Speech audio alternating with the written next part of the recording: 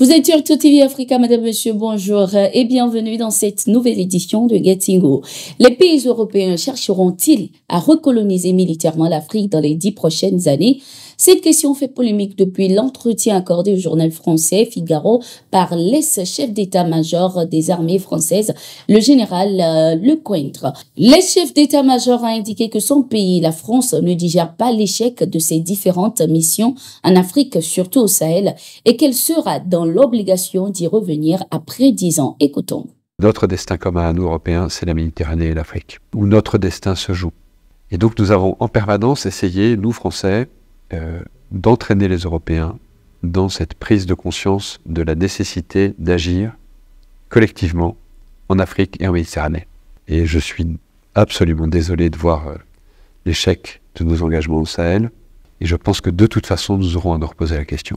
Parce que nous ne pouvons pas imaginer avoir à nos portes un continent entier qui est en train de s'enfoncer dans la destruction des appareils de gouvernement et des États, s'enfonce dans une forme de chaos, de guerre civile dans beaucoup de pays et de plus en plus de pays, dans des difficultés qui sont liées aux évolutions climatiques, qui sont encore plus dramatiques sur des populations vulnérables comme les populations africaines.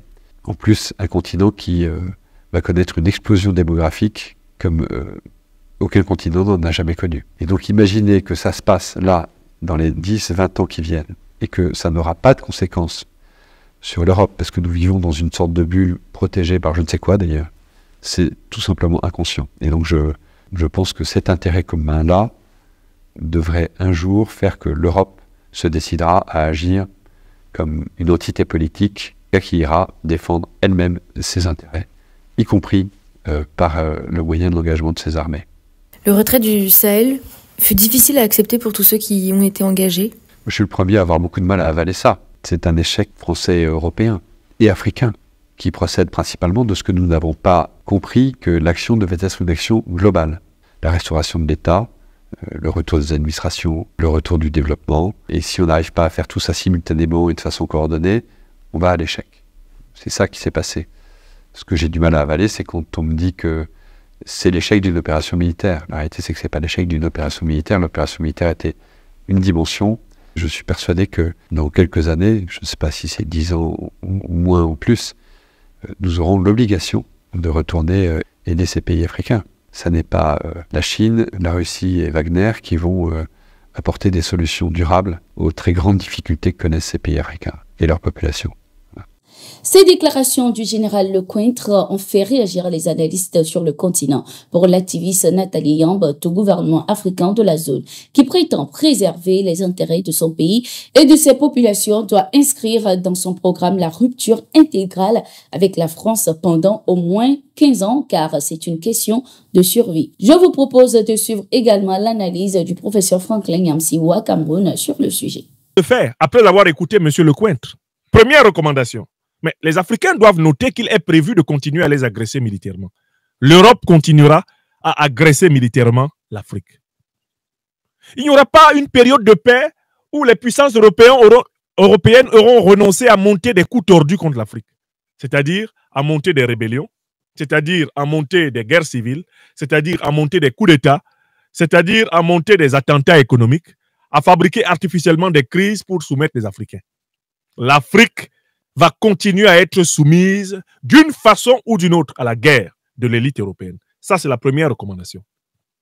Par conséquent, les peuples africains, les États africains, les géostratèges africains doivent continuer à réfléchir et à travailler à la consolidation du système sécuritaire africain. Comme le font aujourd'hui les dirigeants du Mali, du Burkina Faso et du Niger. Ça, c'est la première recommandation. L'Afrique sera en guerre permanente.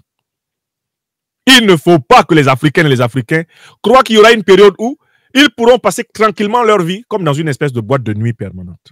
Ça n'arrivera pas sur la terre.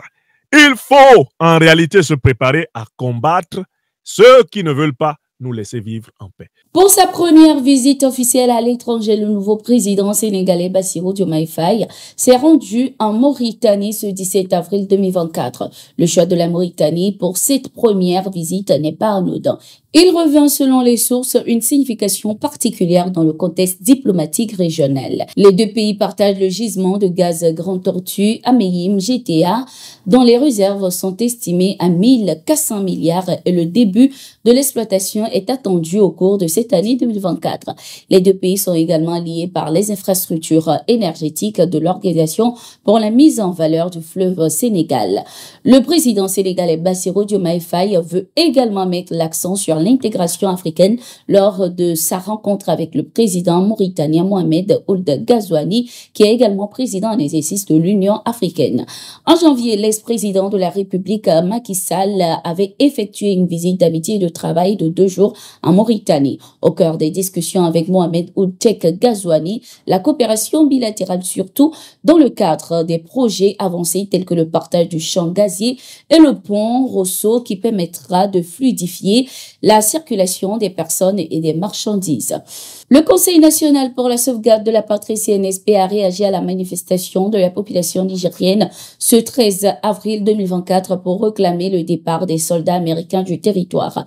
Les nouvelles autorités se sont notamment réjouies du soutien du peuple nigérien à la décision de rupture des accords militaires entre le Niger et les États-Unis. Cette démonstration populaire témoigne de l'adhésion de large frange de l'opinion publique nigérienne à la ligne diplomatique et stratégique adoptée par les nouvelles autorités, réaffirmant avec force la souveraineté et les prérogatives nationales en matière de défense et de sécurité. Elle traduit également l'aspiration profonde du peuple nigérien à l'émancipation de toute forme de tutelle extérieure, ont-elles indiqué. Le gouvernement nigérien a dénoncé le mois dernier l'accord militaire signé en 2012 avec les États-Unis. Ce 13 avril, près de 5000 Nigériens étaient dans les rues pour manifester leur soutien à cette décision des autorités nigériennes et exiger à leur tour le départ des forces américaines. Nous avons demandé le départ des Américains et de toutes les forces étrangères du Niger et le CNSP a pris en compte nos préoccupations et c'est dans ce contexte que nous sommes venus soutenir et réaffirmer notre soutien au CNSP par rapport à la décision prise. Je pense que nous ne devons pas être victimes de ces menaces, attaques de groupes armés terroristes.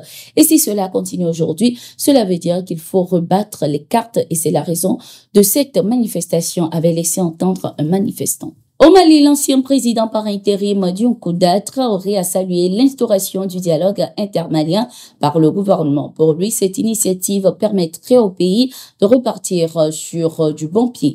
L'ancien président a également appelé le peuple malien à s'asseoir, à se parler en toute vérité et en toute liberté pour pouvoir se pardonner et vivre ensemble, car selon lui, si les Maliens se parlent sans tabou, ils trouveront des solutions idoines pour ranger définitivement les chaînes des crises et conflits qui les désunissent depuis plusieurs décennies. Ce dialogue intermalien s'est ouvert ce 13 avril avec une première phase dédiée aux communes. L'objectif est de restaurer la cohésion nationale dans le pays. Durant 3 jours, les forces vives de la nation se réuniront dans les chefs-lieux des communes pour débattre, examiner les problématiques liées à la paix et proposer des pistes de solutions.